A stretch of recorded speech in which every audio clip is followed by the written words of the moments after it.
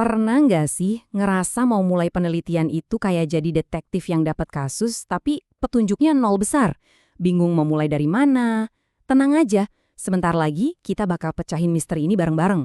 Kita ubah rasa cemas itu jadi sebuah rencana yang jelas dan mantep. Oke, ini dia peta investigasi kita hari ini. Pertama, kita bakal bedah apa sih sebenarnya masalah penelitian itu. Terus, gimana caranya dari topik yang umum banget jadi masalah yang spesifik. Lanjut, kita akan merakit pertanyaan dan tujuan penelitiannya. Setelah itu, kita lihat contoh kasusnya. Dan terakhir, saya kasih 3 alat kunci yang wajib Anda punya. Yuk, kita mulai. Langkah pertama dalam investigasi apapun, kan, pasti mengidentifikasi kasusnya.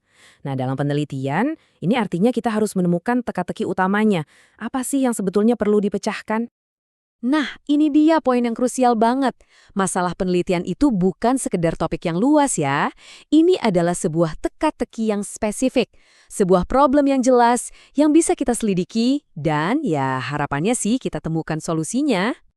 Terus, petunjuknya kita cari di mana? Gampangnya ada 2 tempat utama. Pertama, dari riset-riset yang udah ada. Coba deh cari, ada nggak celah atau hal yang belum terjawab di sana. Kedua, lihat aja dunia di sekitar kita. Amati tantangan nyata di ruang kelas atau di komunitas Anda.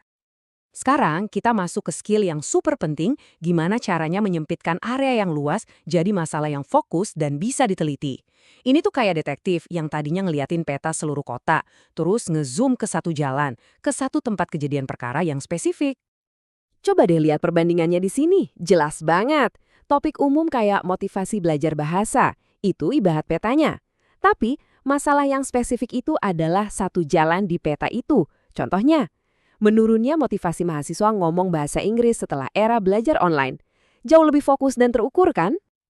Oke, kasusnya udah dapet nih. Sekarang waktunya kita bikin pertanyaan-pertanyaan yang bakal jadi pemandu investigasi kita.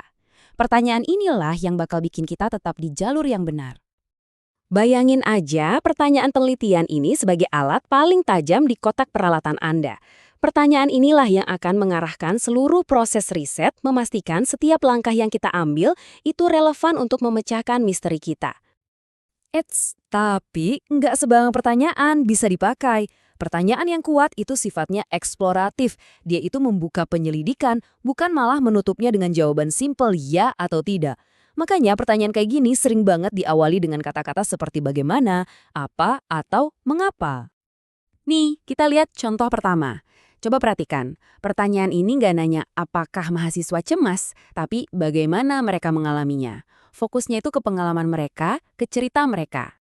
Nah, ini yang bikin pertanyaan tadi keren banget. Dia nggak minta jawaban ya atau enggak, tapi justru membuka pintu untuk cerita, perasaan, dan pemahaman yang lebih dalam, persis seperti yang kita butuhkan. Oke, ini ada contoh lain. Kali ini fokusnya ke strategi guru. Lagi-lagi, ini bukan pertanyaan yang jawabannya ya atau tidak. Ini meminta kita untuk menemukan dan mengidentifikasi sesuatu kan? Kunci kenapa pertanyaan ini efektif itu ada di fokus dan spesifisitasnya. Kita nggak nanya tentang semua guru di dunia, tapi spesifik ke guru di sekolah dasar pedesaan yang menghadapi siswa yang malas baca. Sangat terarah. Oke, kasusnya udah ada, pertanyaan investigasinya juga udah. Terus apa? Ya, kita butuh rencana aksi yang jelas. Nah, inilah yang kita sebut tujuan penelitian. Jadi, gini deh. Kalau pertanyaan itu adalah apa yang mau kita cari tahu, maka tujuan itu adalah apa yang bakal kita lakukan untuk mencari tahunya. Ini adalah pernyataan-pernyataan yang berorientasi pada tindakan, target kita. Dan ini dia nih kata-kata saktinya, kata kerja seperti mengeksplorasi, mengidentifikasi, atau memahami, inilah yang mengubah sebuah pertanyaan jadi sebuah rencana aksi yang konkret dan bisa kita kerjakan. Di sini kelihatan banget hubungannya. Lihat deh, pertanyaan bagaimana siswa mengalami kecemasan itu langsung berubah jadi tujuan untuk mengeksplorasi pengalaman kecemasan.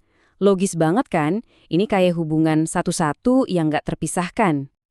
Nah sekarang biar lebih kebayang, yuk kita lihat gimana semua potongan puzzle ini nyambung jadi satu dalam sebuah contoh kasus yang utuh, dari A sampai Z.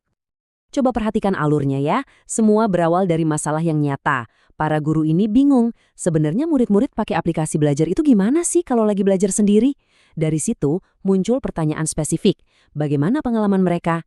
Nah, dari pertanyaan itu lahir tujuan yang jelas, untuk mengeksplorasi pengalaman tersebut. Sempurna, semuanya terhubung.